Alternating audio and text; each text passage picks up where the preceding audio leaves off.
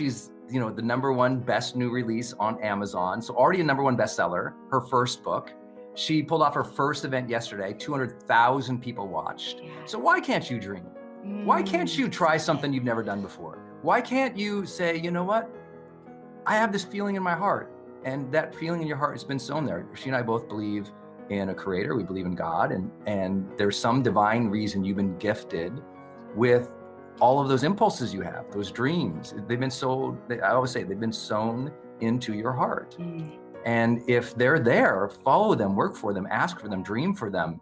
I did read the book, but the foundation of your energy and the foundation of your drive and inspiration comes from somewhere. And I just want you, I know you've been on many stages and you've spoken all over the place, but where does that foundational energy come from that you carry with you? I think, it's such a good question. I think that of all the things I've done wrong, which is a whole lot in my journey, especially in going from working as a Denny's waitress to eventually, building a huge company and all those kind of things. One of the things I did right was figure out exactly your question, how to kind of get still, tune in and hear that inner knowing. And I believe every one of us has it. And I think, for me, I was, no one in my family went to college. I was raised kind of, very differently than kind of this inkling I had deep down inside of the life I wanted. And I remember even in the days when I was working as a waitress at Denny's, right? And maybe so many people can relate to this who are listening, I kind of knew deep down inside, okay, I'm created for more, in the sense of I have more to give and more to create, and more to serve and more to see. And I always kind of knew it. And I went through this really lifelong journey though of knowing I was kind of created for more, but doubting it anyway.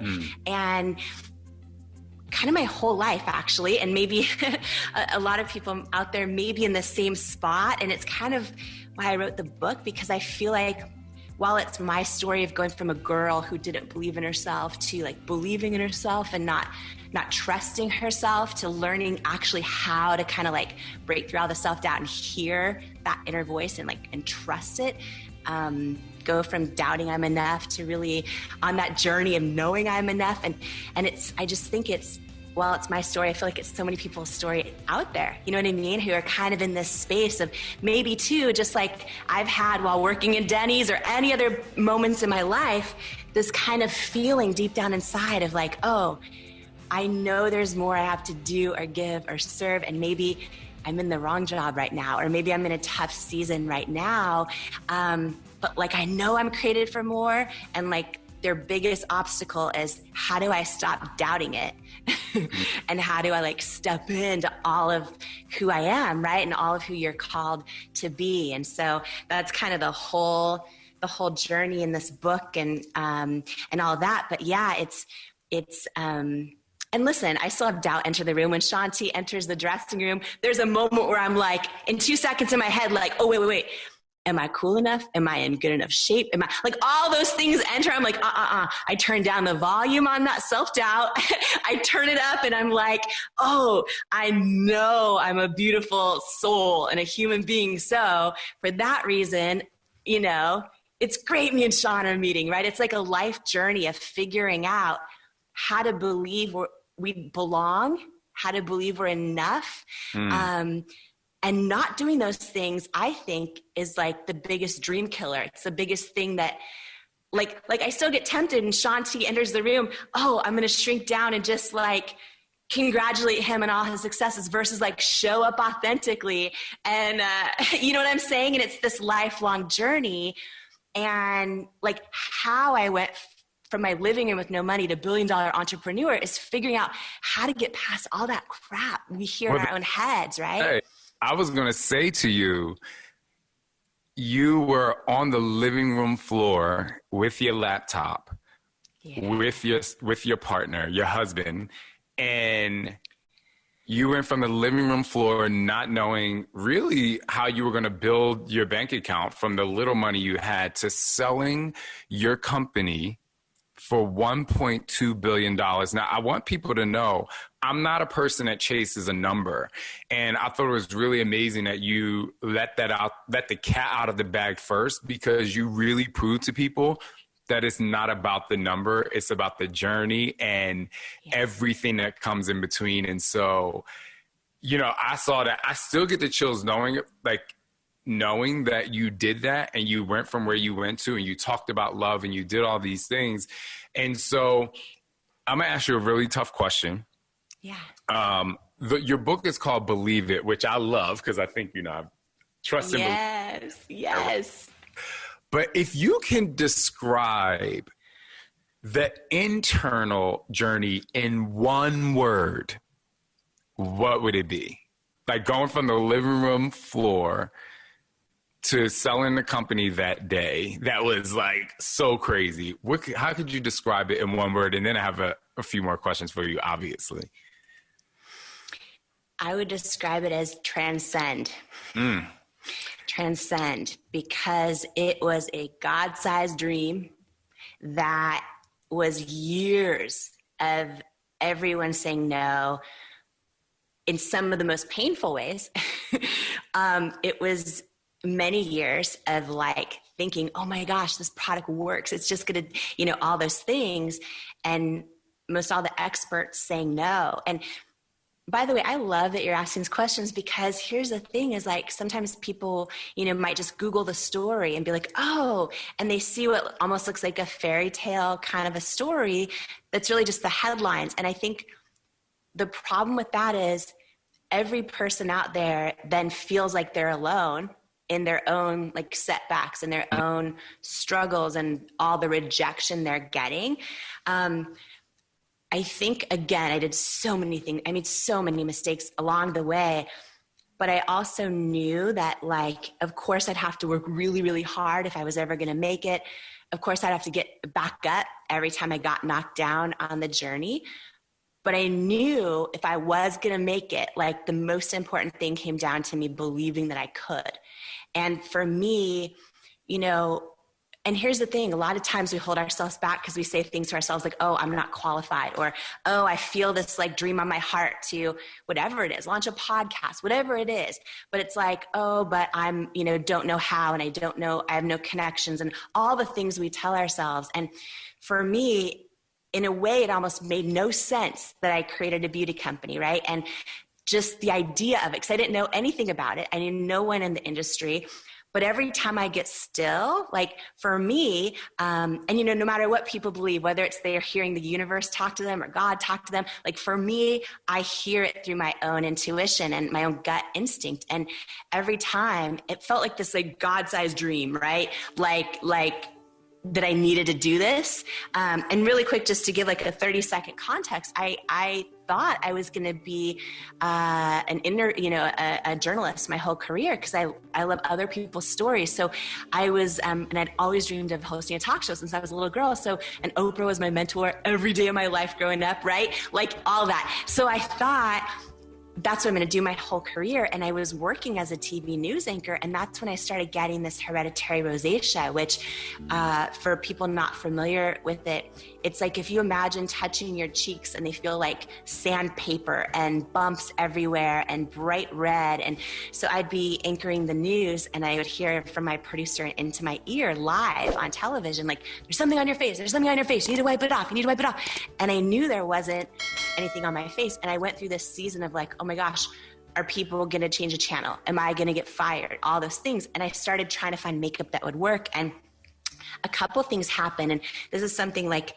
everyone listening, no matter their dream, no matter where they're at right now, right? A lot of people talk about like, what's your why for doing it, right?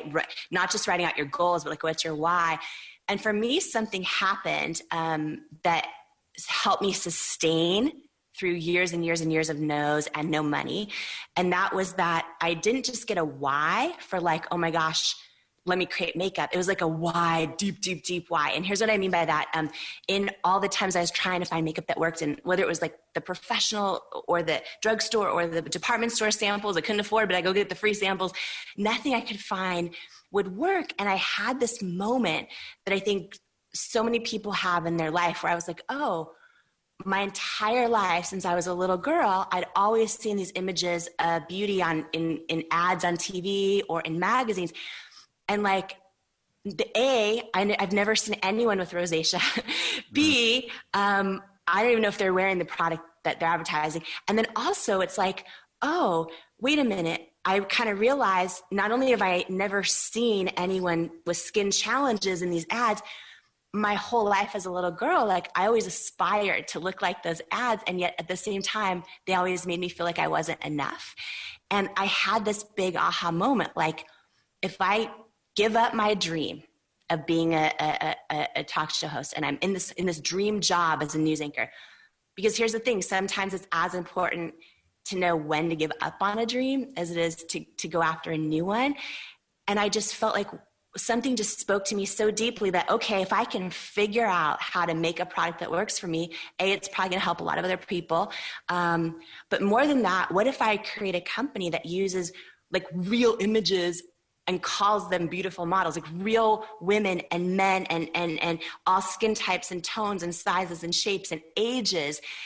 And what if I like prove that the product works? And I had this dream, and Sean, you'll relate to this, but I had this dream of like, let me go on QVC and do it, because you can't fake live TV. You know what I'm saying? Like you can't Photoshop an ad. And like, let me show every type of person, let me do it live.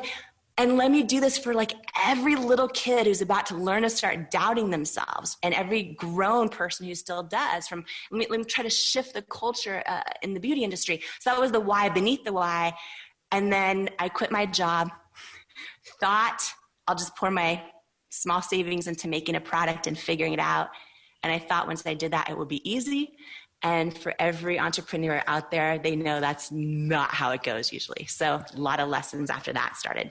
I wanted to say, speaking of transcend, and I connected with you on so many levels as you were telling your story, because I could literally talk to you for 4 hours about this. But we should do a 4-hour show with donuts.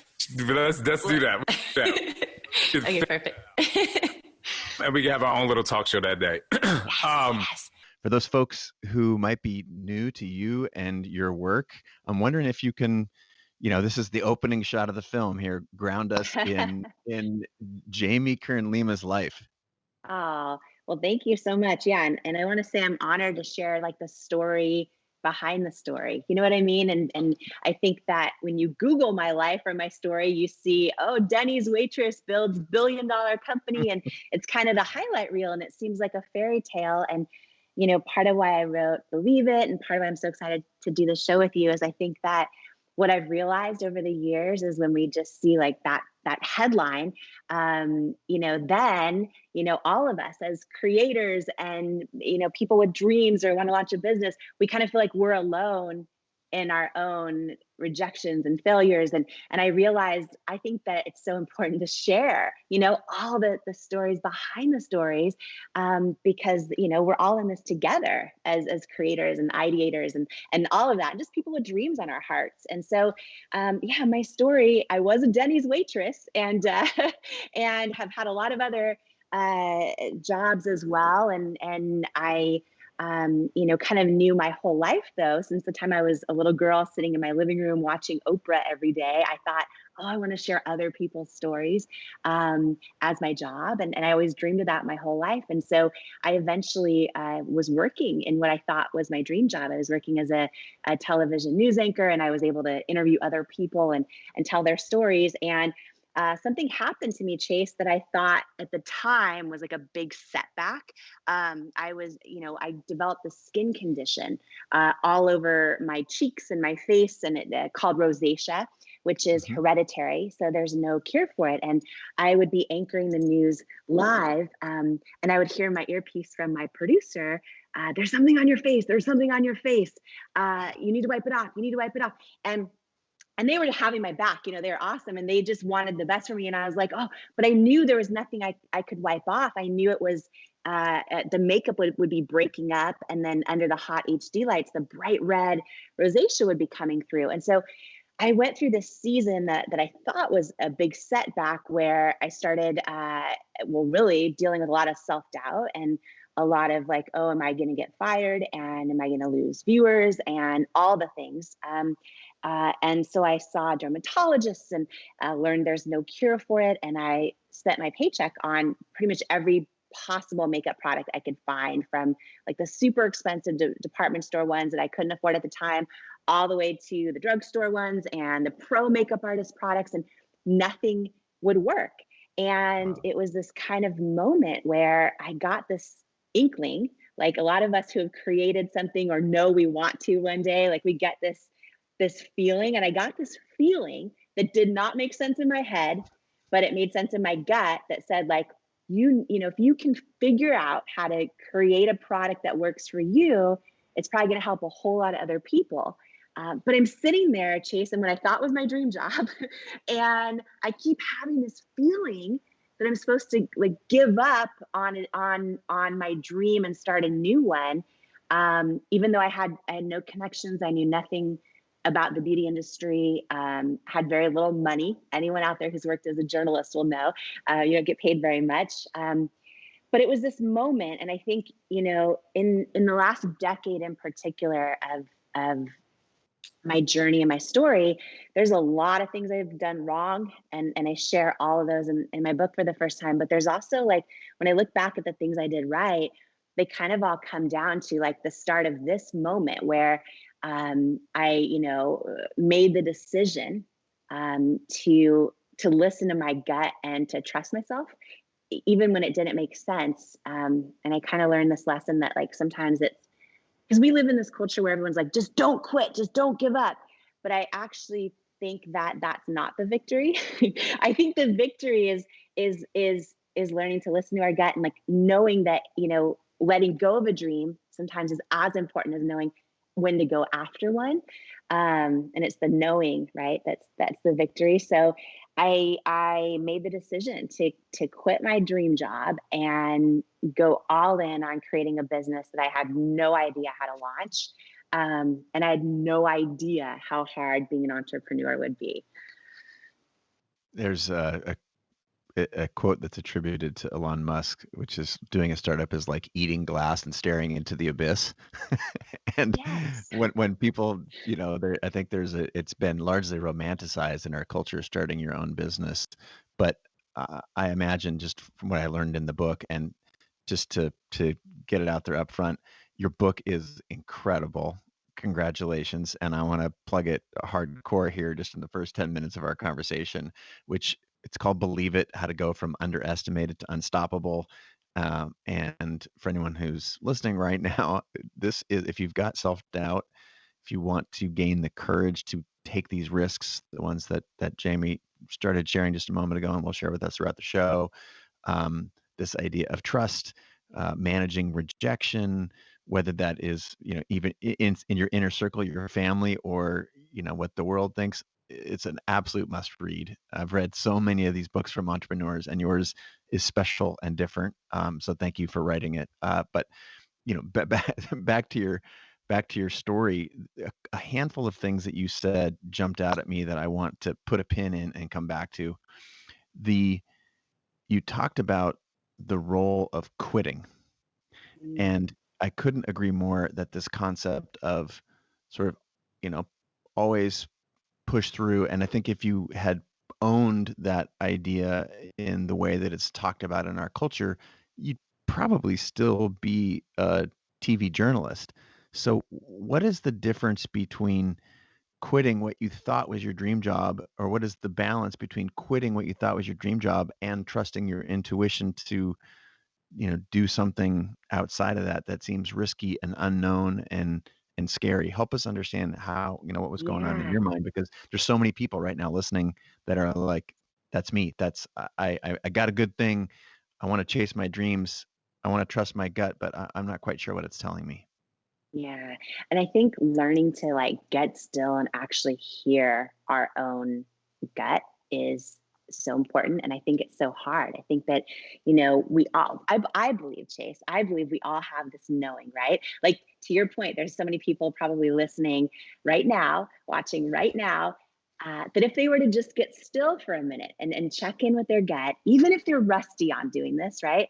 They Mhm. usually know if they're in the right job or in the right relationship, or if they need to maybe end a friendship, or they know if they have more inside of them, like, and it's on their heart to write a book or to take that first step and start photography, right? Whatever that is, if we get still, I really believe we all have that knowing. And I think that learning, one of the things I talk a lot about a lot in the book is, how do you start building that muscle again of intuition and learning to trust it? Because I think, for something, it's a life for so many of us, it's a lifelong journey of really learning how. And it's like we keep refining our intuition as we go.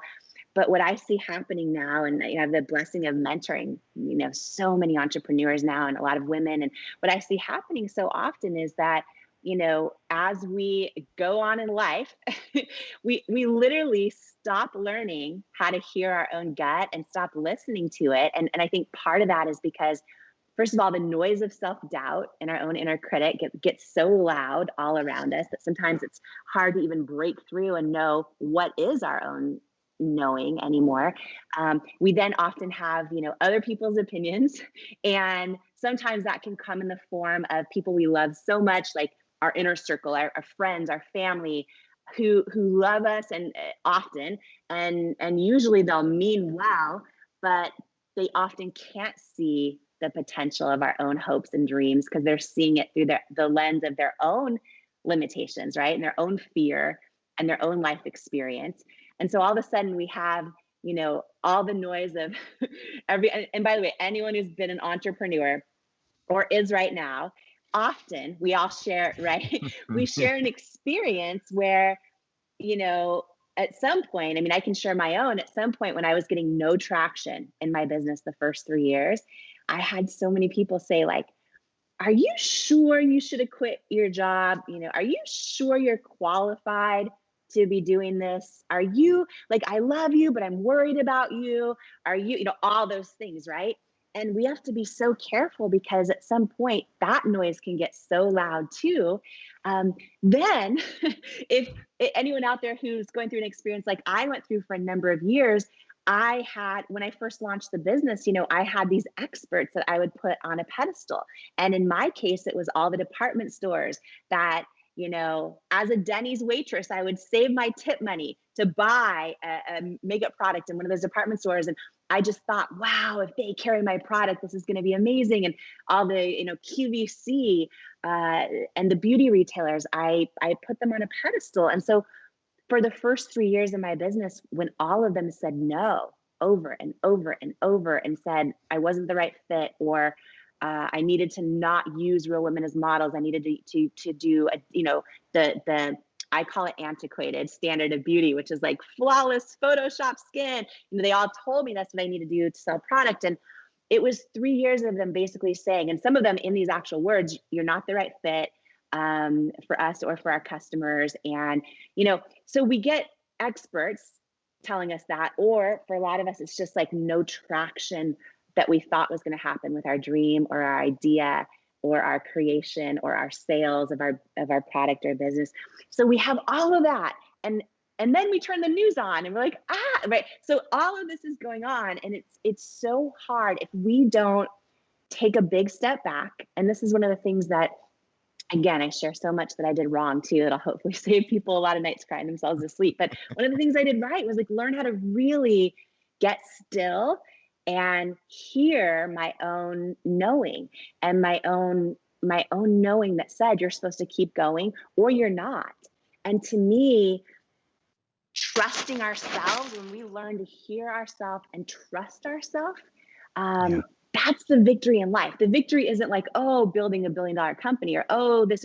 To me, it's learning how to get still and trust our knowing, and know that we're on our own path of becoming all of who we are, and who we're born to be. And I think what happens, because it's so easy to let this happen, is all the noise from everyone else and our own self-doubt, all of it gets so loud that it becomes so much easier to just like stay in our comfort zone and not go after the dream when it seems hard, or not keep going, even though, you know what I mean, even though like we feel like we should. It becomes easier to just stay in our comfort zone, which comes at the price of, I think, it starts to chip away at our soul.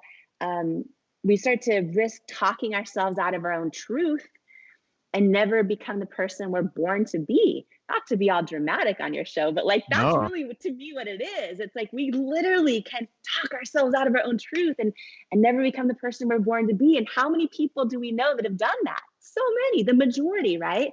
And that's what I think is the biggest challenge as a creator, as someone with a dream on your heart, as someone who knows you have more to give or serve or love, is how do you step into that?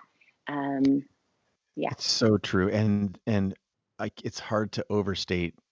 I want to join in your symphony here. This idea that the advice comes from people that you admire, you've spent so much time learning about and thinking about, as you said, and some of the people that are closest to you that love you dearly and certainly don't want to see you in pain.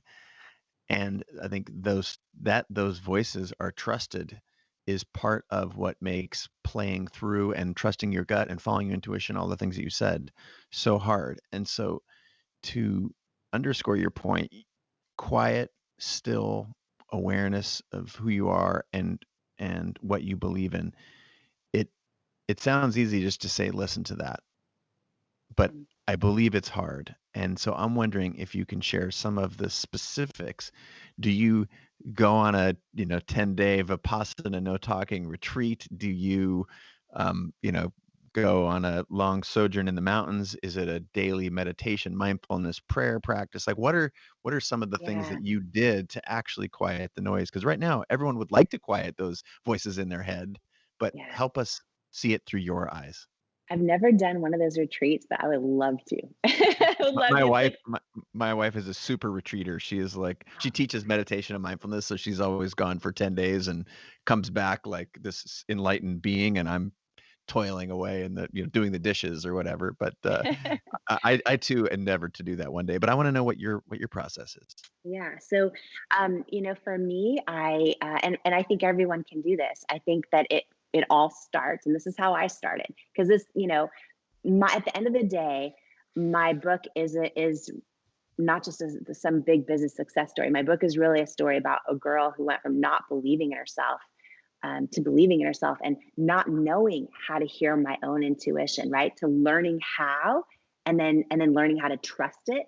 And really a journey of going from doubting I'm enough to knowing I'm enough. And, I just think, it's the story of so many other people right now, as well, on their own journey of learning to do that, learning to believe in themselves and trust themselves and know they're enough. And for me, it started with really basic, simple, like taking 3 to 5 minutes a day. That's it. And so for some people, they have chaos going on in their house. They have kids running everywhere. They have all this stuff, right? Especially right now in this season that we're in. And so, it can be as simple even as, going and sitting in the car.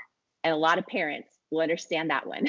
Going and sitting in the car by yourself for 2 minutes, or, going into your bathroom and closing the door. And it starts just, I think the best way for me, I've been able to really build my intuition over the years, is just to take 2 to 5 minutes and actually start to learn, what does it even feel like? What do I even think and feel in my knowing about anything, right? And I think for a lot of people that start this, because for a lot of people, hearing their own knowing, it'll be the first time ever, or the first time in a long time, once they start doing this again. And I think that it's critical to everything in life, to get back in touch with this. But, it can be as simple as 2 to 5 minutes of literally just sitting there and just saying, what do I feel and think? And, asking yourself a question and seeing if you answer it. For a lot of people, by the way, this is how they hear God, or whatever faith it is they practice, through their own gut or their own intuition. And, I think it's something that we all have to give ourselves grace in the process of, because I think, well, at least what happened for me, and I know a lot of other people too, is that, you try to do it, and just like trying to meditate for the first time, you're like, oh, I tried to do it, but I'm running through my to-do list in my own mind, and all the things of the day, and like that's so normal. And you just have to give yourself grace and really work on building that muscle. The other thing is to, really start to pay attention and think through, are there experiences in your life where you trusted yourself, that gut feeling, and it worked? And really reflect on those, right? And pay attention to them. And also, are there times when you just had this gut feeling, like maybe you're dating and you have this feeling like, oh, he's sketchy, and he says his phone broke for 3 days in a row, and he or she is lying, right? But you make the decision to ignore your gut, and then we always learn the It truth in plays the out. end. It plays Right. out. It plays But out. like paying attention to like all the times, because for all of us, we have those moments in life continually. And a lot of times we just go so fast through life. We're so busy. We live almost numb in a way. And we disconnect or disassociate from those moments that are our most powerful teachers. And listen, I think I continuously do this to this day as I look back. And one of the things when I look back at some of the biggest miscalculations I've had or mistakes I've made, a lot of times they come down to not listening to my gut, and or doubting it, thinking, oh, you know and one story just to share is, after 3 years of hearing no from all of these beauty retailers, because I launched the company in my living room and couldn't afford to hire anyone for the first 3 years, and my husband and I were just kind of doing every job we possibly could do. And I got to the point, it was so scrappy, Chase, like my middle name is Marie, and Marie got her own email address at one point. So it was Marie at itcosmetics.com, and she was heading customer service and PR. And like, if this were today, Marie would be emailing, Chase Jarvis, great news. Our founder's available for an interview. And like, she would pitch Good Morning America, everybody, and often get no reply, um, or ignore. But Marie hustled, and, we did so many scrappy things for years when we couldn't afford to hire anyone, and when all these retailers were saying no. And then I'll never forget, one powerful story to share, in case someone listening needs to hear this right now, and maybe they're going through a season of rejection, or they're going through a season of being told they're not enough, or just feeling like they're not enough. I remember, and by the way, I would email LinkedIn, everyone in LinkedIn who worked at QVC or Sephora or anywhere. I would email them and send them product. And it was just 3 years of hustling and everyone saying no. And I'd finally gotten a guy named Alan Burke, who headed all of beauty at QVC, to review my products and get on a phone call with me. And he is in the beauty industry, he's a legend, right? So he's responsible for bringing all of the really amazing department store brands we all know onto QVC, which QVC is a live television shopping channel. So it's broadcast to 100 million homes live, and their sales goals are super high. And what I learned is, I've watched your clip so many times. It's oh, you incredible. have? Oh yeah, Oh, it's amazing. Sorry, I don't want to interrupt, but it is. I If you didn't know haven't that you'd watched it, seen yeah, that. of course, it's incredible. Well, you know what I didn't, so I didn't know a lot of things going into this experience in my life, but I learned from other entrepreneurs that you can sell more in an hour show on QVC than all year in department stores, because so many people watch it and they have such a large, loyal customer following. And so anyhow, I finally got Alan Burke on a phone call, and I thought, okay, we were down to no money. I didn't know how we were going to survive. And I'll never forget, like the phone rang, and he's like, "Hello, Jamie, Alan Burke from QVC." And I just thought, oh my gosh, if this legend is going to be on the phone with me and spend his precious time, it's got to be a yes, right? It's got to be a yes. And I was like, Alan, and I was trying to muster up every ounce of confidence, and I was trying to tell myself, like, they're lucky to have us, like be confident, Jamie. They're lucky to have us, even though they had said no for years, right? And so I was pacing around. I'll never forget, I was pacing around our office, which was our living room in our apartment. And I said, Alan, it's Jamie Kern Lima. Thank you so much. I'm so excited. And he says, well, I want to let you know we've reviewed your products with all of our buyers. It's a unanimous agreement that it's a no. We're going to pass. You're not right for QVC or for our customers. You're not the right fit. But thank you. And so right away I went into like, oh, but I am the right fit. And I tried to like pour my heart out again to getting him to care. And he's like, thank you for loving QVC, but it's a no. And I remember this moment because tears were streaming down my face, right? Because I didn't know how we were going to stay in business. And I thanked him for his time. And I literally crawled under the covers in my bed and cried myself to sleep. And then woke up the next morning hoping it was a dream. It's a bad dream. You ever had that happen where you get really bad news and then you, right? And you wake up and you're like, oh, it was real. And so that happened 3 days in a row. And I remember this time. And these are the moments I think that define us in life when we can really learn to hear our knowing. I talk a lot in the book about creating this imaginary toolbox of things I pull from. Like it could be quotes, it could be excerpts from your show, right? It could be, I have underdog stories. I have things that just remind me of who I am, of what I'm made of. And I pull from them when I need it. And so I was, doing that. And I was also just checking in and even sobbing myself to sleep 3 days in a row. When I would get still and check in with my own gut, it kept saying I was supposed to keep going. And these are the moments I think that define our life, because I didn't know at that time I would create what's now the largest beauty company in the country, right? Like I didn't know any of that. All I knew is for 3 years, everyone said no. And I finally got the head guy, Alan Burke, on a phone call, the legend in the beauty space. And he tells me I'm not the right fit for QVC or for him.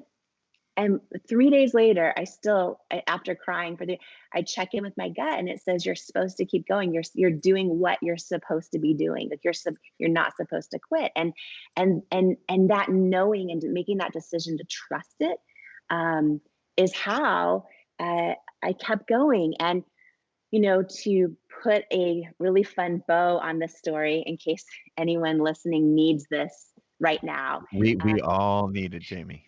I just think, you know what, Chase, it's like sometimes we go through these seasons of rejection and they don't make sense and they hurt. And it's so easy to have them all equate to just self-doubt in our own head and doubt of our dreams. And that's why I just think checking in with our knowing and trusting it is so important. But I kept going and kept going. And when I shared this story in the book, and it's a long one, so I'll skip it now, but I'll skip the how.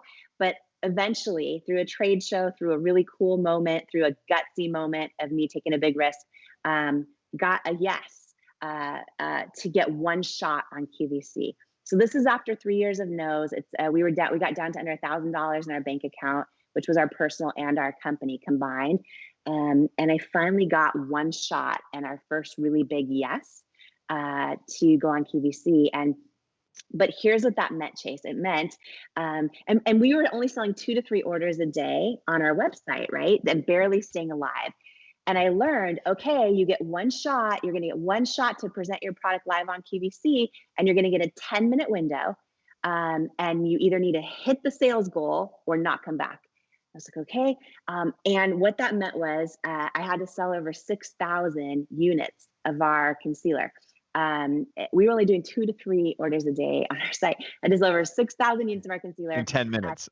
In 10 minutes, live on live television, no script, no teleprompter, nothing. And then to top it all off, and anyone who runs a business where they're making product, they'll understand this part, but it was a consignment deal. And what that meant was we had to pay for all the own inventory ourselves, ship it in, and we wouldn't get paid for anything except for what ended up selling in that 10-minute window. And whatever didn't sell would be shipped back to us. And in our case, you own it. Yeah, you own it then, right?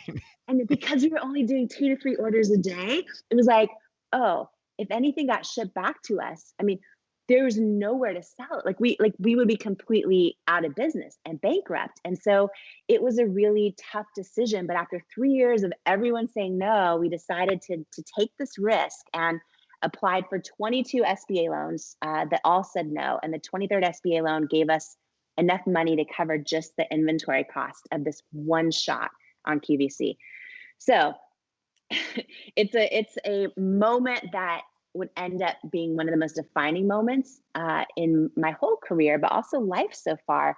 And I think it's a universal moment because, you know, a lot of times all of us will have moments where we know what we stand for, we know what we believe in, but then all of a sudden our values are challenged.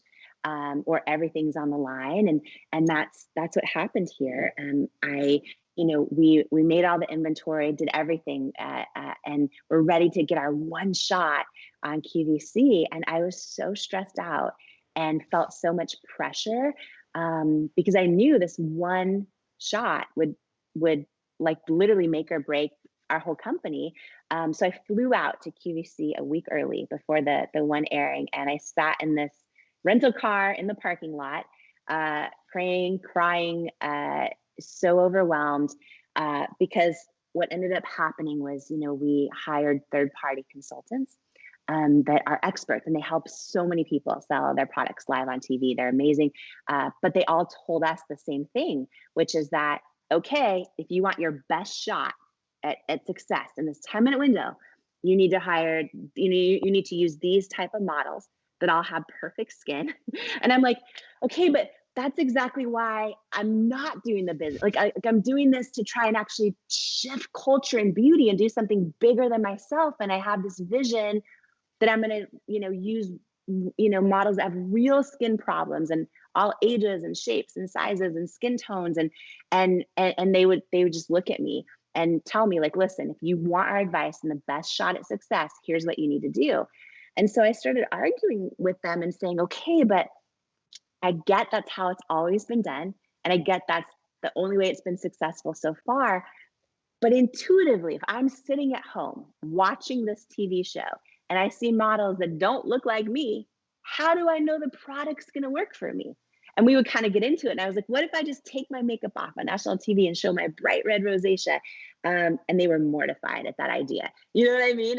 And so it was really tricky because sometimes we have moments in life where, like, we have to decide, do you put the experts on a pedestal or your own intuition on one? You know what I mean? And that's hard, and especially hard when everything's on the line. So I sat in that car and cried because that just felt like the right thing at the time. And just, it felt like such a big decision. And I thought, okay, well, what if I do what they're saying to do and then I become successful, then I try it my way? I'm like, well, I know you can't fake authenticity. You know what I mean? And I would have regrets if I did that. So I knew what I needed to do, but it's like sometimes we know the right thing to do, but it's the hard thing to do. And I sat there in that car and and I think a lot of creators or people that have vision and big dreams will be able to connect with this, where I just sat there and said, why am I doing what I'm doing and who am I doing this for? And I kept imagining, like, who would that woman be watching on the other end? And if I was going to get one shot and that's it.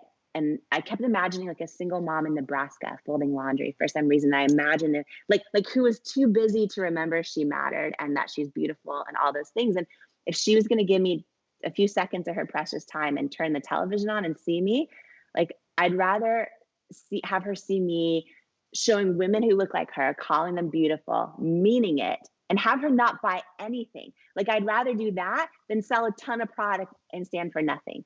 And so it was like, I knew what I had to do, but I was also scared. And to complete the story, the 10-minute. We love, like, this is why this format exists. Please, Jamie, just keep going. This is amazing. Well, thank you for sharing these. I mean, I just feel like we're all in this together. You know what I mean? And it's part of why I wrote this book, but also like part of why I'm so excited to be on your show. And thank you again for having me, as I think when we share these real stories, right? Because no one would know these things when they just go, oh, there's a really, She made it. yeah, totally. And that's all you ever see online. Oh, she made it.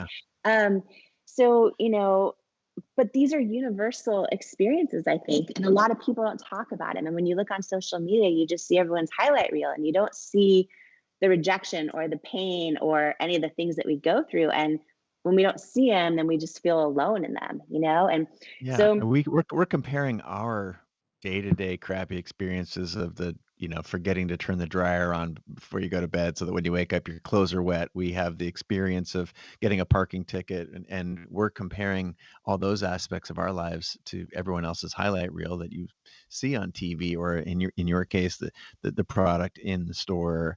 And I agree, it's toxic. And I want to say thank you for having the courage to be as vulnerable as you are in the book. What did you learn in this process? Like, if you had like two things that came to mind for these folks of like manifesting a huge visionary event, like what two things come to mind? Like, I was able to manifest this because these two things. What do you think comes to mind? Oh my gosh, Brendan. Well, it's wild to answer that because I don't know if I've processed it all. Do you know what I mean? I know you haven't. Yeah, it's like happening in real time. So you guys, right before Brendan and I just hopped on live, we're in the room, we're in a filming room right now, and with other people here, my publisher from Simon & Schuster was just on the phone, and we're processing everything happening live. But I think that, what I would say is just, it all, it starts with believing that it's possible, and being willing to put yourself out there. And we talked about this a little bit with just being willing to try something. I had no idea how this would go. It was my first ever live event that I've ever done. Show up every day. Yeah. She showed up for her belief and her dream every day. And now she's, the #1 best new release on Amazon. So already a #1 bestseller, her first book. She pulled off her first event yesterday. 200,000 people watched. Yeah. So why can't you dream? Why can't you try something you've never done before? Why can't you say, you know what? I have this feeling in my heart, and that feeling in your heart has been sown there. She and I both believe in a creator. We believe in God, and there's some divine reason you've been gifted with all of those impulses you have, those dreams. They've been I always say they've been sown into your heart. And if they're there, follow them, work for them, ask for them, dream for them. And if you do it over and over and over for a decade, like she has she did It Cosmetics, and then for the last 2 years. So yesterday was the culmination of 2 years. Yeah. And not just her, it's cool. It's not just her last 2 years. It's Dean's team mastering the model. It's Sage teams mastering the production. It's Tony building the studio. Like all these serendipitous things had to have happened across 4 or 5 teams and across 19 speakers. All these things happening in all of our lives all had to come together to one day. And it only happens because every one of them is moving their lives forward. Yeah. And so you want to be around the people. This is why we talk about Growth Day so much. You want to be around that spirit of people who are absolutely growing, moving towards their dreams. Even if we can talk about discouragement and we can have empathy and we can be like, life is hard and it's a struggle. We can honor the struggle and just keep moving things forward. Because think about if all those people hadn't been moving their lives forward in the last 2 years, the innovation required to pull off yesterday would not have happened. Yeah. Right? So it all came, it's what Paulo Coelho, one of my mentors and great friends, he wrote the book The Alchemist, best-selling, the most followed author in the world online, and the 5th best-selling book of all time, The Alchemist. Here's what he said in The Alchemist. He says, when you pursue your dream, all the world conspires to support it. So good. And so you think she put this book out there, she put this event out there, and all the world, the last 2 years, is conspiring. Isn't that beautiful? It's so beautiful. So that just asks, that reminds me. So what is your dream right now? Like you're joining us live right now on the Growth Day Morning Show. What is something on your heart that if you just put it out there, if you put it out there more boldly, if you take that step, if you make that ask, if you ask someone to show up for help, how is the world then going to conspire, right? All the world conspires for you. And you show up each day. Yeah. And you work with faith. Yeah. How many times was this event in your mind and this book launch in your mind a train wreck? In the last 4 weeks, how many times did you cry? Did you get overwhelmed? I don't want you all to see this beautiful makeup she puts on and this beautiful soul she Which is I've yesterday. taken off on the morning show. I've taken my makeup off on the morning show. I just want you all to listen very closely. What you saw yesterday didn't feel that smooth in the manifesting of the dream. Yeah, so good. Right? The output. No one sees the hours and the tears and the frustration and the late night phone calls and texts, right? That we all do. She does, I do. Like we commiserate together. And then when you show up, though, it's game time. You show up, it's your Super Bowl. You're ready. You're going to deliver. Like yesterday, she just delivered for 14 hours. 14 hours. So I just want you to understand, it's okay that you look like a hot mess right now. It's okay that yesterday you cried because you felt so far away from the dream. Yeah. Do you show up every day with faith and work for that momentum, work for that growth, work for that contribution, that difference, that impact, that change in your life? Yeah. That's the thing. It's because for years, all these people were working with faith each day to move their lives forward, that then the serendipitous thing could happen. But pull one of them out. Pull. If I hadn't, like years ago, had to figure out the 7-day live launch, that is like the model we all use for challenges now. If Tony didn't pivot from live events in the pandemic, if Dean Graziosi didn't pivot from TV to online, if all the speakers hadn't at some point in their life pivoted from doing their one job to I want to share a message. If all that doesn't happen, it doesn't happen. Yeah. This is one reason you have to, in some way, in my opinion, you got to believe in a God or a higher order or some grand design that's so beyond us, because that seems so magical. Yesterday was a 14-hour movie, and it was a movie of possibility. I hope you'll watch it. You can still sign up to go see the replay. Yeah. And if you go to believeit.com, is that right? Is that where she's at? Go to believeit.com, becomingunstoppable.com in the Facebook group there. Yeah, the replays are up right now. They're going away. Yeah, and you know, it was something that was so special. By the way, one thing Brendan just said too is like the messy part, right? I think that's so important, because I think all of us sometimes feel alone during that messy part, or like it's just us. There was so many messy parts, so many details, so much hard work, so many tears that went into yesterday's event, but also that went into the book launching today, my first ever book launching today. How do you believe in yourself, especially in a moment like right now where the future's right in front of you and it is swirling with endings and with beginnings?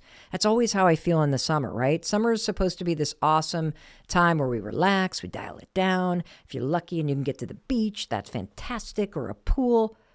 But when I'm at the beach, you know what I'm thinking about? My freaking future and the endings and the beginnings.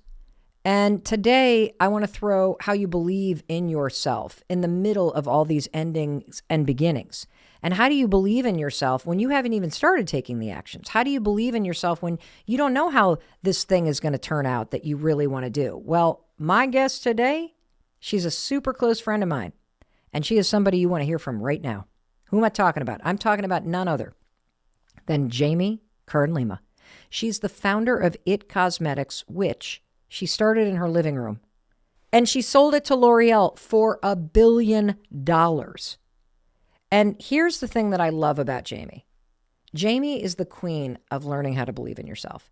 Because when she started It Cosmetics, she was not some influencer with daddy's money. No. She didn't get a degree in how to start a company. She was a waitress at Denny's with terrible skin rosacea, like the bright pink kind of breakouts all over her cheeks. And it was that rosacea and that hardworking work ethic from being a Denny's waitress that made her create her own foundation. And that was the beginning of this $1 billion company that she created in her living room, It Cosmetics. And I know you're going to love hearing from her, which is why I am so excited that you're here to talk to us about your journey. You are one of my favorite human beings of all time. I cannot thank you enough, Jamie, for being here as my friend and for being here as the professor on the topic of purpose and learning how to believe in yourself. Ladies and gentlemen, let's give a big, warm Mel Robbins podcast welcome to Jamie Kern Lima. Mel, thank you. Thank you for having me. This is going to be fun and real and raw, and I can't wait. And I hope it just adds so much value to everyone listening. So I'm grateful to be here. Thank you. There's no question, because you have those friends in your life that you don't see very often. Mm. But every time you do, it's like no time has disappeared, and you just have this like kind of twinkle on your skin because you just love being with this person. I love you so much, Jamie. I'm actually mad at you that you live so far away from me. So maybe we should just start right there. I love you. Thank you. I feel the very same way. And one of the things I want to share, I know we're going to dive in deep on purpose. By the way, I love Purpose Professor. I'm like, yeah, let's do it. Let's do it, because it's one of our biggest life questions. How do I find my purpose? But I just want to say, Mel, something really important to me that I didn't want to leave here without saying. You can edit this out if you don't like it, but everybody listening needs to know this. You are one of the rare human beings that is the same off air, behind the scenes, in your everyday life as you are in all the public things. You know what I mean? And you and I have both met so many celebrities and so many people with millions and millions of followers, and it's very rare they're the same. And one of the things I love so much about you is you are even more funny, even more intelligent and brilliant and kind and raw and real in real life. So that congruency is like 1 in a billion. And I love you, and I'm just grateful to be here for you. Wow. Okay. Just that. I think the episode's over now. No, we got to go back in time because, I think one of the reasons why I wanted to have you on is because the entire mission of this show is to empower and inspire you listening to us right now to create a better life, whatever that means for you, to take the simple steps that sometimes feel impossible to pursue your dreams, to improve your health, to create greater connections, to believe in yourself. And Jamie truly is not only the professor of purpose, but her life story is a demonstration Mm. in cultivating belief in your ideas, belief in your intuition, belief in God, belief that things will turn out. And so I want to go back in time because, I've heard you on the stages that you speak around the world talk about how you started as a waitress in Denny's, Mhm. and then from waitressing at Denny's pursued a dream that you had of being on television. Mhm. And as a fellow former waitress, I would love to start there. Mm. Yeah, waitress at Denny's, full uniform, name tag to prove Oh, it. I forgot they had uniforms. Full uniform. What was your favorite thing on the menu? Oh gosh, I love the pancakes. You know what? Just like simple. It's so funny how our steps are ordered, I think, in life. And so often, I remember being a waitress at Denny's. I remember feeling, and maybe someone listening to us can relate to this right now. You have this feeling inside of you like there's something more I'm supposed to do, but you don't know what it is yet. And you doubt it might be possible. And I remember being a waitress at Denny's and just feeling like I have these big dreams, but not quite knowing, like, how do I believe I'm worthy of them yet? And it was this big season in my life. At the same time, Mel, the kitchen at the Denny's I worked at was a disaster. Like, they would take an hour to get pancakes out. Hmm. So I learned to talk to people so that they wouldn't leave. They often did leave. Or they'd throw like a dime and a penny on the table and leave. As your tip, as if it's your fault Yeah, that the food were. exactly. Uh-huh. But it's so funny how, years later when I ended up launching my own business, I'm like, oh, I've got to get the operations right or nothing else matters. It's just those little things we learn along the way. But yeah, after that, I thought my whole life I would have a talk show. I watched Oprah in my living room growing up, so I thought for sure I would share other people's stories with the world. So I went into, did all the jobs, saved up all my money to pay for school, and push grocery carts in the grocery parking lot, sliced meat in the deli, all those fun jobs, and then found myself in what I thought was my dream job, working in TV news. And I thought, this is it, right? And what I didn't realize was I was about to enter this huge season of setback in my life, of self-doubt. I have a skin condition called rosacea. And for me, it started getting really red, really bumpy. And I would be anchoring the news live, thinking like, okay, this is it. And I started hearing in my earpiece from my producer, there's something something on your face. There's something on your face. You Oh need my to wipe it God. off. You need to. And I was live on television, right? And I would glance down during the commercial break and I saw, oh, the makeup is breaking up on my face and these big red bumps are coming through. And it started this season that felt like setback. But so often in life, the seasons that feel like setbacks are actually setups for what we're called to do. Okay, stop right there. Did you hear that? The seasons of your life that are setbacks are often setups for what you're called to do. I want to just make sure everybody heard that. And I want to take a highlighter and also highlight something that you said about being a waitress at Denny's. And it's this. You said our steps are ordered. Mhm. So can you explain what that means, particularly to somebody who's listening, Yeah. who may feel like, I know I'm meant for something greater. Yes. Why the hell am I at this step? And this does not feel like it is like on the path of where I'm supposed to go. So what do you mean by the fact that our steps are ordered? Yeah. I believe, everything in life Yep. is happening for us, even when it doesn't make sense. Ugh. Can we just, what do you mean happening for us? So I to think- somebody that's like really in it, Jamie, Yes. what does that mean? Let me frame it around our topic of purpose, right? Okay. So often people feel empty because they feel like, oh, my purpose needs to be some job. It needs to be my job, or it needs to be this grand thing I haven't figured out yet. But for those of us that have accomplished a goal we always dreamed of, we get to it and we're like, oh, this isn't it, right? It's never, in my opinion, purpose is never this big goal necessarily. Purpose is so often when we're able to serve the person we once were, or serve in a way for something we've gone through. And here's what I mean. I think our purpose can be like, oh, wow, I went through a really freaking hard season in my life. And I now am actually realizing I'm born to be a generational cycle breaker in my family. Mm-hmm. That is an incredible purpose, right?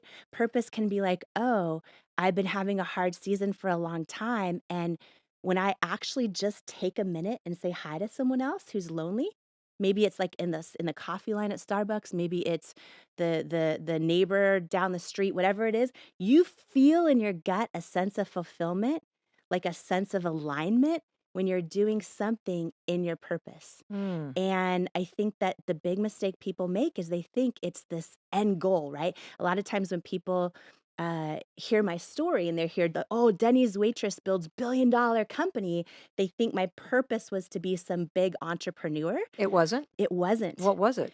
In the journey of how I did it, Yeah. I took this massive risk, right? Taking my makeup off on national television when I was told not to, and being brave enough to be seen and helping other women realize that they're worthy and enough exactly as they are, seeing them as who they are.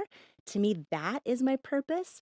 And in doing that, it just a byproduct of that with It Cosmetics is we built a company with millions and millions and millions and millions of customers.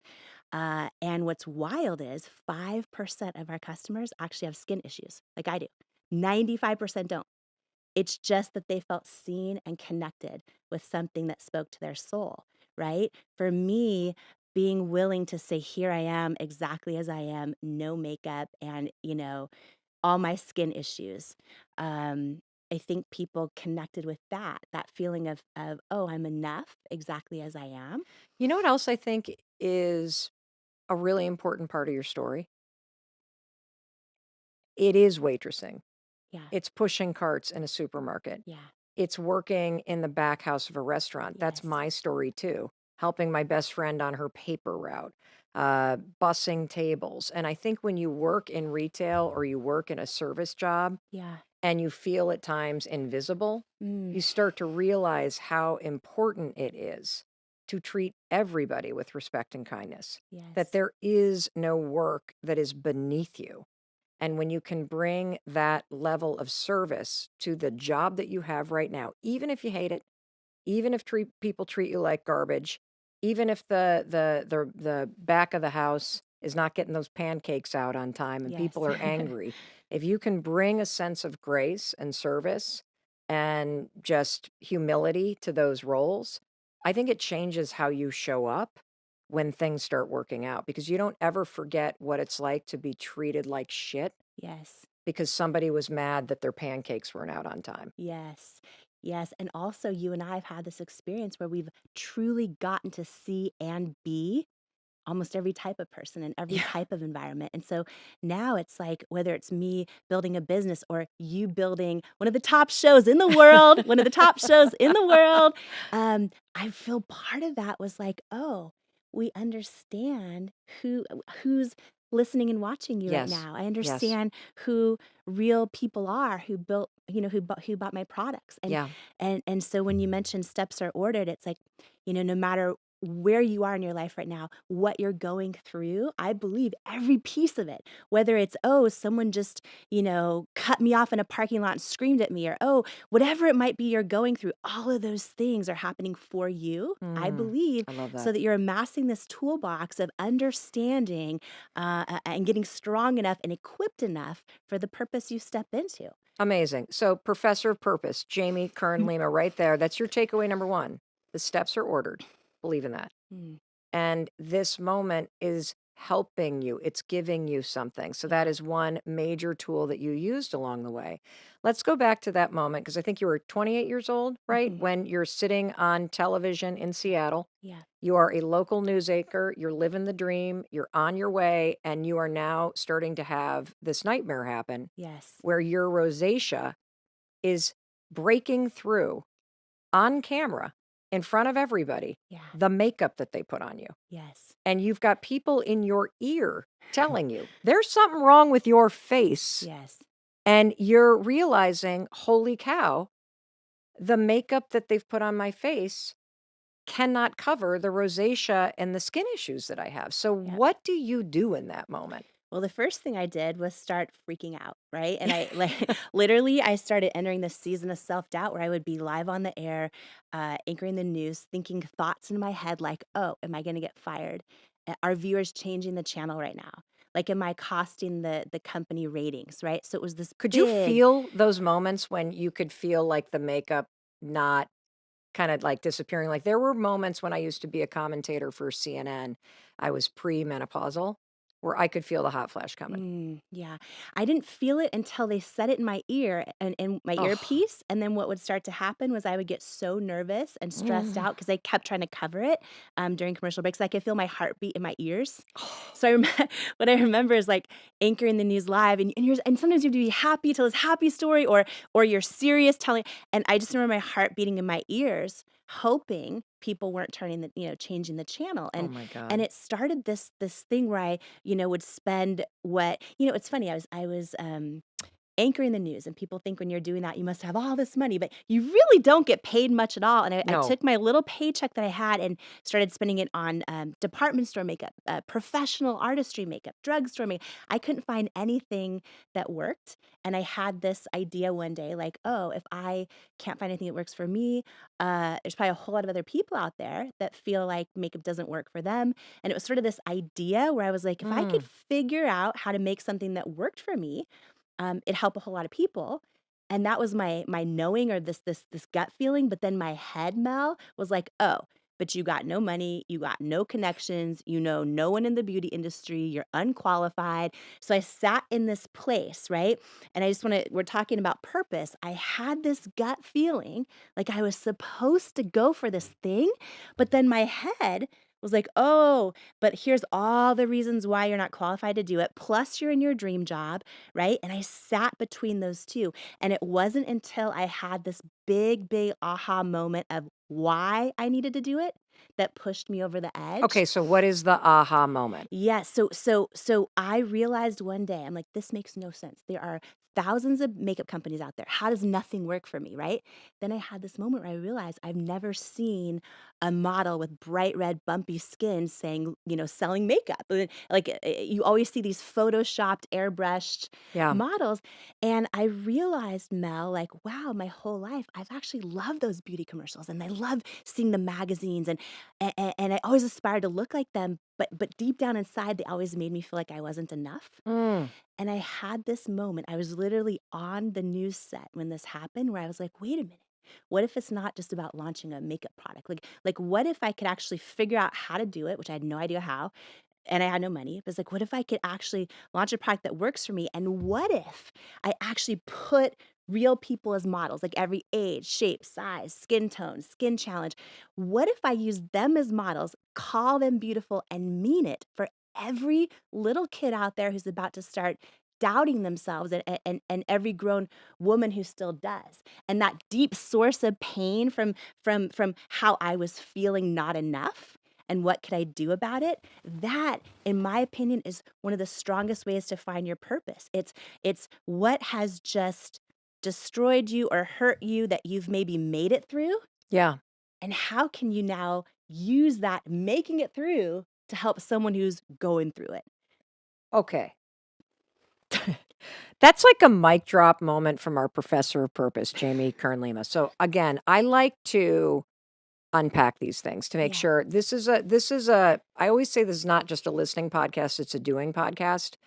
And I want to make sure nobody's left behind. Yes. And there was billions of dollars worth of wisdom that you just dropped. And so I want to try to unpack it for anybody that is listening to this and you have this sense that you're made for more. Yes. So one of the things that I heard is look in your life and see what problems or frustrations or things that you're struggling with that feel like a setback. And Jamie gave you the example of the rosacea on her skin and her inability to find something that actually could help her solve this issue of being able to cover it up so that she could do her dream job. And that setback is a setup for something new. And then get out of your own sort of selfish or self-loathing or the self-excuses and the self-pity and remind yourself that there are 8 billion people on this planet now. There are other people that are dealing with this. Yeah. And that if you can figure out how to put your energy into making this better for yourself and you bring other people into the fold with you, you now have something that's worth working on because it helps you and it's going to help other people. And I also want to point something out that Jamie will not tell you, but I sure as hell will. And that is that this was about 14 or 15 years ago. So we're talking 2007, 2008, correct? Mm-hmm. In my opinion, Jamie Kern Lima is the reason why we have this real beauty movement. There always has to be the first person, and she was it. So when you look around the internet and social media and you see people doing naked faces, that was not something people did in 2007. It was all airbrush. It was all perfection. That was the beauty standard. There were no plus size or curvy models. That was not a thing back then.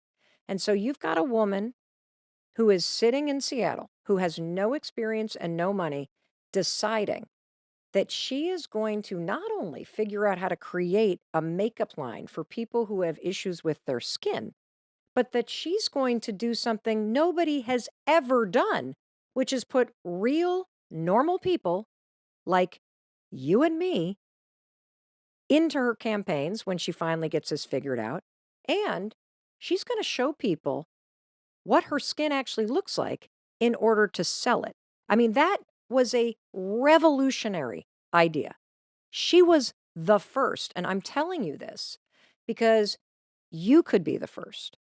You have something inside of you that is a problem, something that you can solve. And you could be the first to change the way that people think about an issue. And so, Jamie, let's pick up the story because how do you go from this aha moment, like, oh my God, oh my God, oh my God, to doing something? Because I Yes. think some of us have aha moments, right? Yep. And then we But we doubt don't him. do anything. Yes, because we doubt him. We Yes. doubt him. We think like, oh, someone's already done it. Yes. Or oh, whatever. First of all, if you're out there right now and you think, oh, you have an idea or a way you want to show up in the world or someone else you want to help, but you think, oh, someone's already done it. Literally, there's only one of you in the entire universe, which by definition means no one has ever done it the way you're going to do it. So when I launched this, Say that again, Jamie, for the people that are like, whoa, whoa, whoa, kids, calm down. Wait, Jamie just said something. I was doing my dishes. Say that again. Talk about the fact that this matters. This is huge because I think the biggest reason we talk ourselves out of things is we think, oh, someone's already done it. Yes. Someone's already done it before, who must be smarter than me or more talented or more whatever it is than me. And what I have learned and then proven, and I want to tell you too about I'm going to get so excited, Mel, because no, when you do this thing, like, don't be shocked then when there's millions and millions of rejections and people don't get it, right? Because it's never been done before, right? Oh, yes. Because there's only one of you. There's only one of you doing it the way you're going to do it. But just to recap that, there is literally only one of you in the entire universe, right? And so if you are going to show up to this world authentic, that means whatever you do, if it's authentic to you, it's actually by definition, it's never been done before, right? And so when you show up that way, don't be surprised if not everyone gets it right away. Or, in my case, all the experts I put on pedestals all said no. That this idea of how I wanted to connect with women, they thought it wouldn't work, and they thought I wouldn't therefore make them any money. But can I ask you a question real quick? How did you go from the aha Yes. to starting? So what did that look like? Like, because I think like if you're in this space where, let's just use an example. You've never actually, you don't know the first, you have this thing about catering that you just can't get it out of your head. You want to do these events. You've never actually done this because you had never done anything with makeup. You had no idea what you were doing. Yep. You have an idea and you have an aha moment.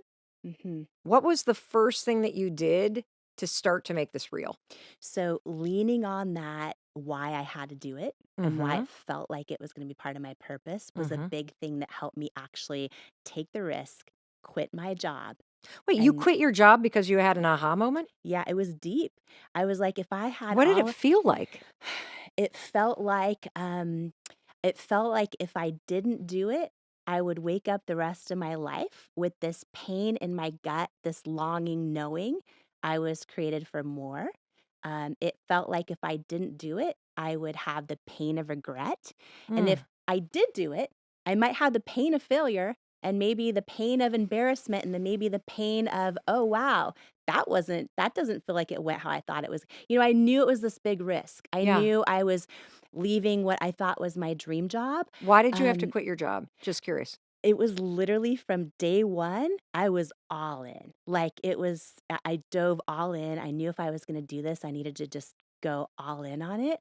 I started, I do not recommend this, but I started working like 100-hour weeks from the beginning. I was so freaking passionate about it. Like I couldn't stop thinking about what if I can actually figure this out? What if I can literally, because it became a big So did you have dream. any savings? Like, do you have a little bit of Very savings? little Because you didn't savings. pay yourself for the first 3 years that you did this. First 3 years. So basically, my husband and I wrote this business plan, right? Yep. Quit our jobs, dove all in our living room. We poured all of our savings into it. I thought, Mel, and this is for someone watching us right now. I know this. I thought if I can figure the product out, it's going to be huge. Right. And then I realized, like, oh, being an entrepreneur or launching a dream is not always that easy. We put every penny we had into it, and once we actually created a product, and we were scrappy. If you want And to know how did you create a product? Like, are you in your kitchen buying stuff at the grocery store, or how does this even work? Okay, so first, I love that technology is right there, right? So researching how are makeup formulations made, who makes them, what are the FDA regulatory compliance, all the unsexy stuff I know nothing about. Just diving into the research phase of how does this happen, and then what I learned is that manufacturers are makeup companies' closest held secrets, right? Like closest held secrets. They won't disclose who they work with, but a lot of these big manufacturers work with all the top brands that you see or a handful of them. Gotcha. So I started. So are you saying that all of the brands and top brands that you see are basically manufactured by a handful of companies? Yes, handful of companies, and then some do it in-house as well. Gotcha. So what I did was scrappy. I walked into a Sephora. I wrote down the name of every single brand in there, went home. I had no money, right? Cold call every single brand and saying like, oh, I'm looking for a really great manufacturer. Could you let me know who you manufacture? And then they hang up on me. You know what I mean? One after another, after another, after another. And I got this really small brand in a totally different kind of positioning where the girl who answered said, oh, here's who we use. They're in New York City, blah, blah, blah. So that was my first manufacturer. Reached out to them, had a meeting in person, had no money, poured this idea out to them. They took a risk making me samples. And that's how it started, was just really being scrappy, and trying to figure it out. All of our money had went into the product development formula and the Yep. advisory board of the product. Yep. And I thought, okay, now we have a product that works for me, right? This was after hundreds of formula iterations. I thought that was going to be it. So is this like year 1 or year 2? Like, how long did this take? Yeah, it took a good first year to Okay. get that product. And then what I started doing was sending it to everyone I thought was just going to believe in me instantly. So I sent it to Sephora and Ulta Beauty and all the department stores and all of the online retailers, QVC, which is, live television shopping channel. And I thought, oh my gosh, this is going to be huge. Every single one of them said no after no after no after no. And to your point, it became 3 years of not being able to pay myself, 3 years of hundreds and hundreds and hundreds of no's, of crying myself to sleep at night. Were you and your Um, husband like fighting like crazy? Like, you should go back to work. You should, but why do we do that? Like, were you like doing that? You want to know what it was? Yeah. We still believed in it, but we weren't sure how we were going to make it. It was like friends and family that were like, wait, you quit your job? Are you sure you should have quit your job? Or wait, you still haven't made any money? Like, it's been 3 years, right? So you hear all of this, the voices get so loud. Yeah. The loudest, though, were my own self-doubt. Sometimes we take a chance and go for something because our gut is telling us to do it.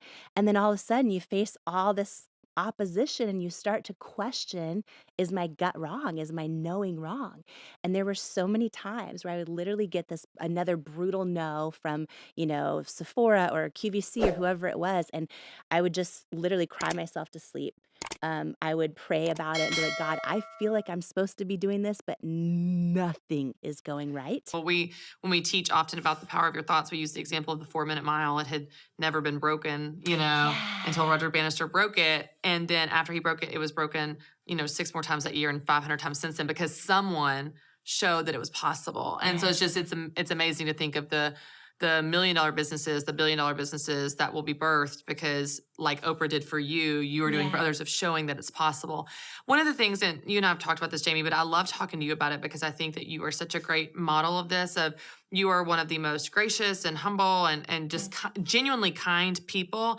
And you have this level of success that's like, kind of mind blowing. Like you're going, if I think about it, it's kind of crazy. I think that we as women struggle with feeling comfortable in our own skin. Yeah. We feel even a little bit uncomfortable with confidence. Sometimes we're like, oh, I don't know. Like that feels like I don't want to be showy. I'm worried about what people think of me. I don't want to seem selfish or greedy.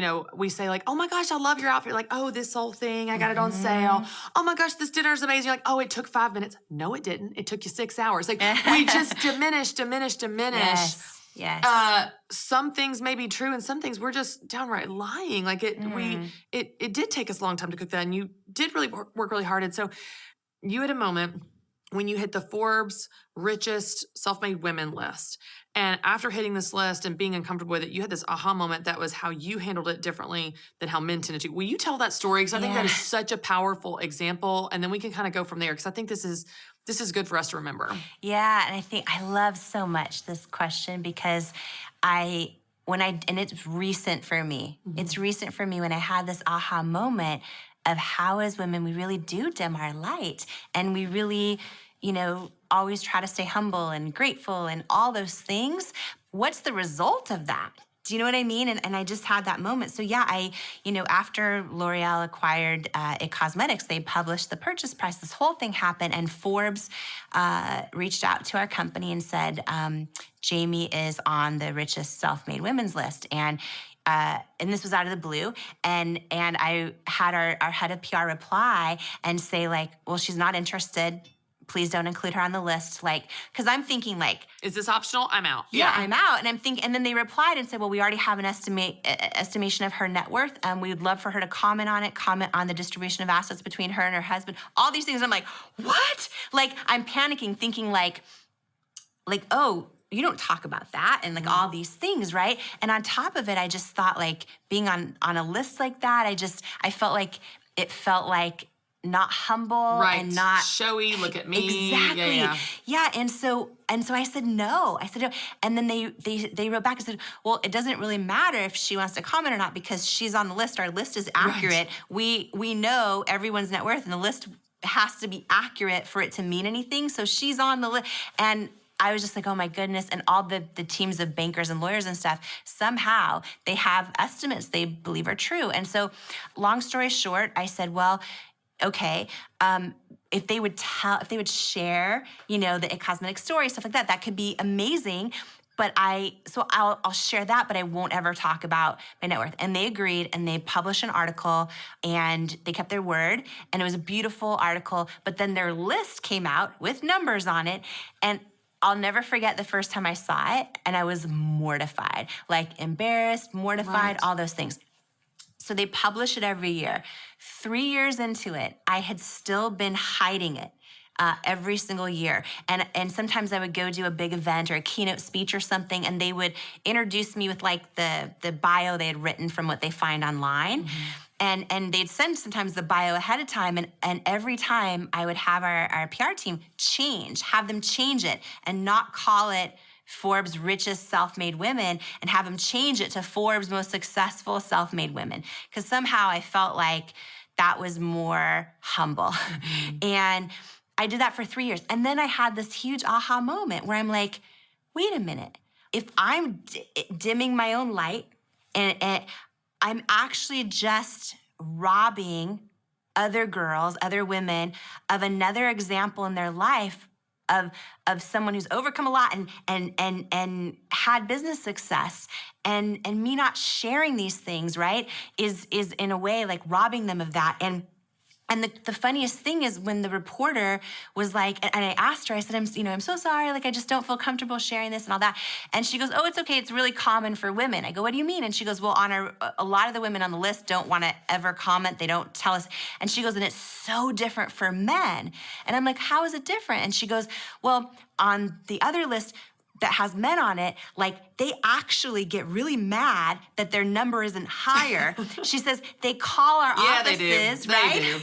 And they complain. She goes, they send in proof, they send in financial records, they'll do everything to try to prove that not only should they be on the list, they need to be at a higher slot on the list. So it was this drastic difference. And over time, I just realized, wow, as women, like you started this question with, sometimes we bond over problems, and we bond and we feel included and we feel loved in our friendship circle or our family circle when we downplay ourselves and when we bond over problems like, I my car got a flat tire, or whatever it might be, my house is a mess, or all the examples you gave in the beginning. Oh, this jacket, is right. We bond over that, but like at the end of the day, what is that really doing, right? Because like for me growing up, me seeing Oprah being confident and celebrating her own successes showed me that it's possible, right? And so I'm like, wait, me hiding the Forbes list, me not sharing the even monetary success, which even right now feels weird to say that out loud, but it's another form of success, and me hiding it actually is just potentially robbing, inspiring someone else that it's possible for them, right? It'd be like the guy who ran the 4-minute mile, like hiding it. Do you know what I'm saying? It's like, so I feel like this conversation's so powerful for women because we should all be helping to heal ourselves, helping to heal each other, helping to heal our daughters, the next generation, by really celebrating our successes and not going, oh, I'm showy, no, like I'm confident. I want to share this with you. Like, let's cheer each other on. Like, let's champion each other. Let's show examples of what's possible for everyone else so that they're inspired and believe it's possible as well for them. Yeah, I love seeing how you talk about it too, because even though you've even struggled with it yourself of like, yeah, it makes me uncomfortable too. I think so many women relate to that because they're not totally comfortable. And I think there's something to this, Jamie, of like, and I'm pro women. I'm also pro men. I don't think you have to be like anti-men to be pro women. Of course, but I think there's these cultural expectations that we want to fit in a box. We want to be real polite. And there's some fascinating research on men's and women's perceptions of women's power. Both men and women perceive women more negatively when they are assertive, when they're aggressive, when they ask for what they want, when they negotiate for a job, for salary. Like, it's not just men perceive women because it's outside of the stereotype they expect. Women also perceive women more negatively. And so I think if you can, you, me, everybody can set an example of what it looks like to hold your head high and not pretend like you're not successful, not hide the blessings in your life, because I believe everything we have is a blessing. You worked your tail off and God blessed you at the same time, and be grateful for that instead of hide it. I think it does set an example for other women to do that as well, for them to be comfortable in their own skin. You know, this is a little bit of a side note, but like when I travel and I'm on the road or whatever, all the time I'm asked, oh, who's watching your kids? I'm like, do they ask my husband that? Right. They don't. Right. My husband never gets asked, oh, who's watching your kids? I don't know, the dog. I mean, like what a crazy question that I'm on, you know, and I love my role as a mother, but I'm not one of those angry pro women, but I do want to call out the opportunities we have to see women outside of maybe social stereotypes or cultural norms and say, like, let's celebrate that a woman built a business in her living room and for $1 billion, and everybody go, that's one of us. Like, women are winning. This is paving a way for more women to do more things, and still at your level of success have the grace and humility and gratitude that you have. I think is just such a powerful model. I know people want to know, because so much you talk about this in your book, even of how you believed in yourself in order to do that. It was not an easy path from living room to L'Oreal. That should be the subtitle, from living room to L'Oreal. Ladies and gentlemen, rock this house and welcome to the stage, Jamie Kern Lima! Baby Kern Lima! Every single one of us has had someone tell us we're not enough. Every single one of us has had someone say words to us that hurt.